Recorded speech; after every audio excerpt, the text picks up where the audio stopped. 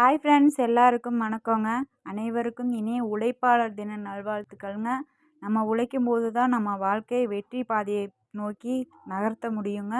அப்புறம் நம்மளுக்காக உழைக்கிறவங்களையும் நம்ம சந்தோஷமாக வச்சுக்கணுங்க. இன்றைக்கி வீடியோக்குள்ளே போகலாங்க. இன்றைக்கி ஒரு அறுவடை வீடியோ.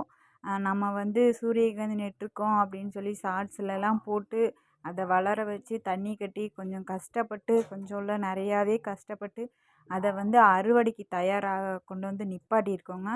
அது இன்றைக்கி தான் முதல் நாள் அறுவடைங்க. அவங்களுக்கு தெரியும், ஷார்ட்ஸ் போடும்போதெல்லாம் பிச்சைக்காரின்னு ஒரு பேட் கமெண்ட் போட்டாங்க. அதையும் தாண்டி நம்ம அழகாக பூ பூக்க வச்சு அதை விளைய வச்சு கொண்டு நிப்பாட்டியிருக்கோம். நம்மளோட 4 மாத உழைப்புங்க. உழைப்பு எப்போதும் என்றைக்குமே வீண் போகாதுங்க. அதுக்கு இந்த வீடியோ ஒரு உதாரணமாக நான் சொல்கிறேங்க. எனக்கு உதாரணம் இந்த வீடியோ தாங்க. அப்புறம் இன்றைக்கி முதல் நாள் தாங்க. இன்றைக்கி 2 பேர் மட்டும்தான் வந்திருந்தாங்க. என்னோட சேர்த்து 3 பேர். அவங்க அறுக்கிற மாதிரி வீடியோ எடுத்து போட முடியலங்க. எனக்கு கொஞ்சம் நேரம் இல்லை. இந்த வெயில் வேறு ரொம்ப கடுமையாக வெளுத்து வாங்குது.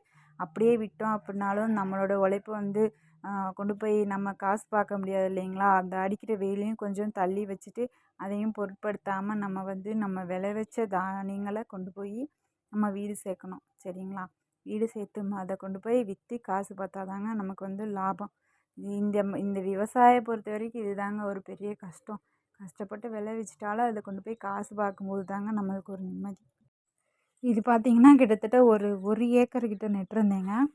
அந்த செடி முளைக்க வைக்கிறதே கொஞ்சம் கஷ்டம் மாதிரி இருந்துச்சுங்க. எப்படியும் முளைச்சி வந்துருச்சு. நிழல்லையே நெட்டு நிழல்லையே தண்ணி கட்டுறனால முளைச்சி வந்துருச்சுங்க.